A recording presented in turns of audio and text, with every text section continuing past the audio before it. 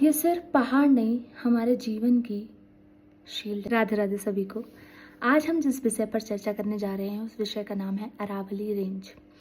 तो कुछ दिनों से आपने सुना होगा कि बहुत सारे वीडियोस वायरल हो रहे हैं, बहुत सारी चीज़ें ऐसी आ रही हैं कि सेव अरावली, अरावली को बचाओ, अरावली ख़त्म हो गई तो पॉल्यूशन बहुत बढ़ जाएगा, ठीक है, ग्राउंड वाटर नीचे चला जाएगा, बारिश नहीं होगी कुछ एरियाज़ में।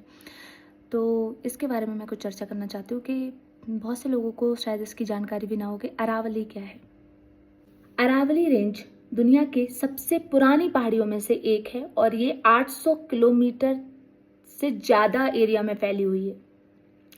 ये गुजरात से राजस्थान और हरियाणा से दिल्ली तक आती है पूरी रेंज, जो कि थार डेजर्ट जो है उसको दिल्ली एनसीआर तक आने से रोकती है।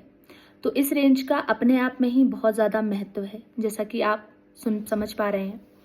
और सबसे ज़रूरी बात, ये हमारे ग्राउंड वाटर को रिचार्ज करती है, हमारे पॉल्यूशन को रोकती है और अरावली की वजह से अभी हम जीवित भी हैं। अगर आपने अरावली रेंज के साथ थोड़ी सी भी छेड़छाड़ करी तो आपको उसके परिणाम भी भुगतने पड़ेंगे। बहुत सारी प्राकृतिक आपदाएं आप लोगों ने झेली हैं।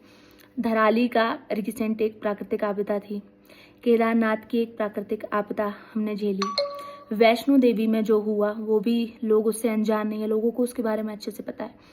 हम कंटिन्यूअसली प्रकृति के साथ छेड़छाड़ करते आ रहे हैं और कर भी रहे हैं, और उसके बाद ये सब होने के बाद भी हम ये समझ नहीं पा रहे हैं कि प्रकृति से छेड़छाड़ करोगे तो उसके परिणाम बहुत ज़्यादा अच्छे नहीं रहेंगे।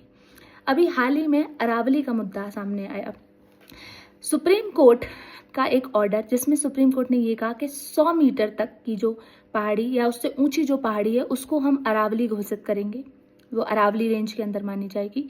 और बाकी जो छोटे छोटे टीले हैं जो अरावली का ही हिस्सा है वो अरावली नहीं है। लगभग 90% हिस्सा अरावली का ऐसा है जो छोटा छोटा सा है, ठीक है। तो वो सारा अब अनप्रोटेक्टेड हो गया, ठीक है।